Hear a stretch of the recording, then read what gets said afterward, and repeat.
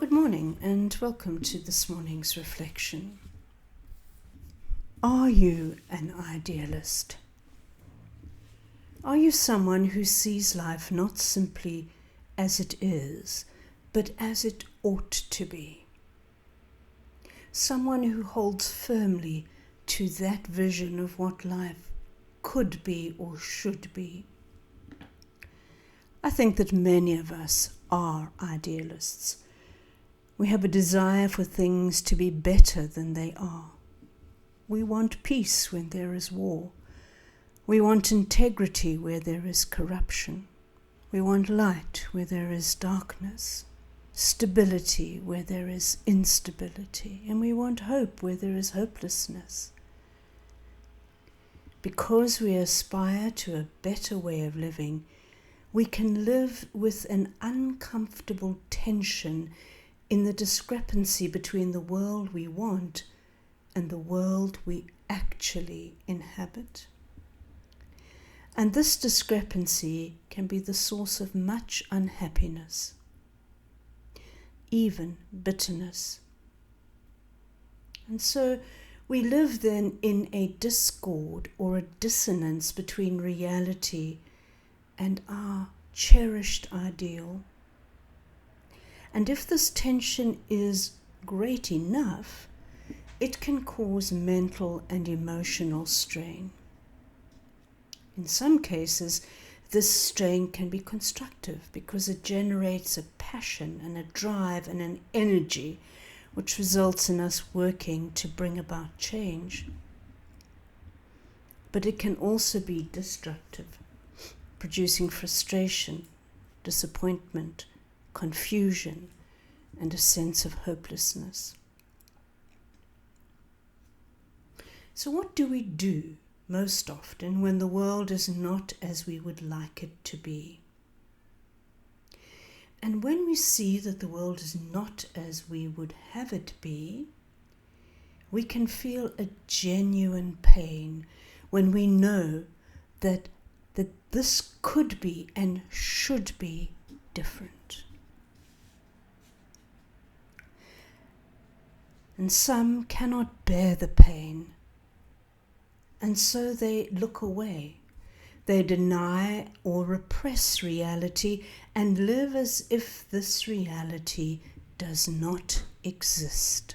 I would encounter the parents of children that I taught who might be suffering from an eating disorder or from a drug addiction, and the parents would deny the reality set before them because it was too painful to admit that reality, and so they clung to their cherished view of their children as innocent and unlikely to be involved, especially in something like drug addiction.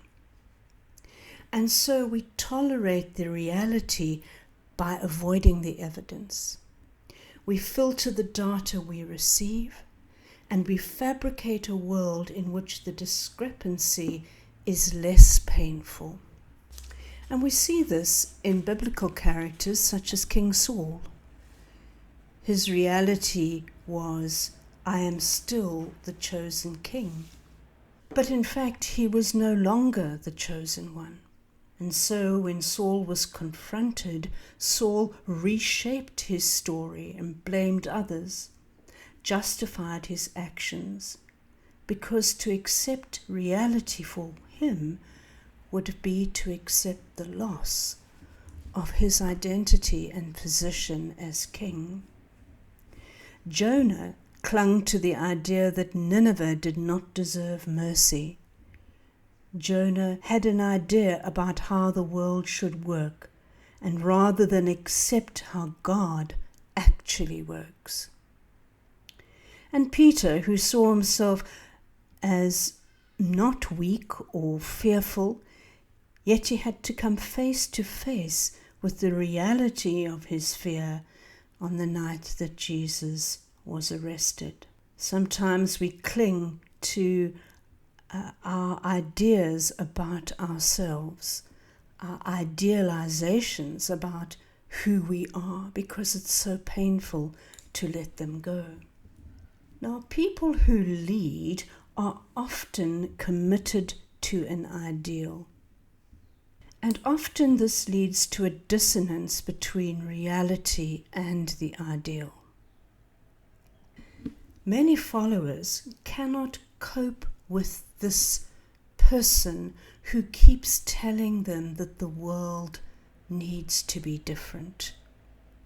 We need to work harder for justice, or for a cleaner environment, or for greater health.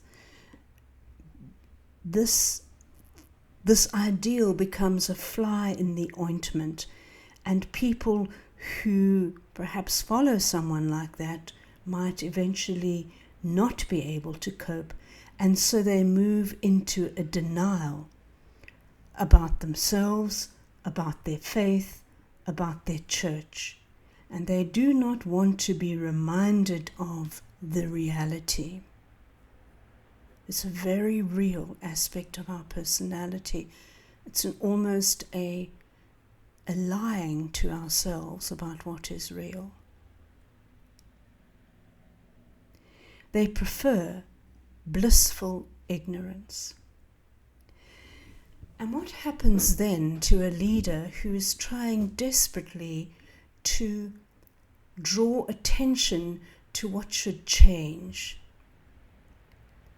And what happens is the leader becomes a lone voice crying in the wilderness and often feeling alienated. It is a sad truth that many of the changes that have taken place in society have begun with a persistent lone voice, ostracized by society, because society cannot bear to hear the truth. Like Jeremiah, who was a lone voice that no one wanted to hear. And he had warned of the fall of Jerusalem for years. He faced rejection, imprisonment, and ridicule. And Jesus was the ultimate lone voice, a voice that spoke the truth with such clarity that he had to be killed by those who opposed him. And so it is probably important for us as followers to look out for where we are isolating and ostracizing people who might be speaking the truth, and where we are refusing to face the reality of our own lives, preferring to hide from that reality. And so you might ask yourself, what might I be avoiding seeing or admitting in my life? If I were completely honest, what would I admit to be true?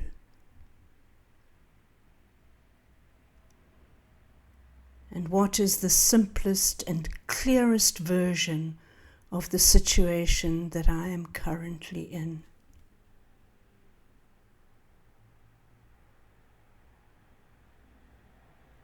And where might I be resisting reality because it is uncomfortable or costly?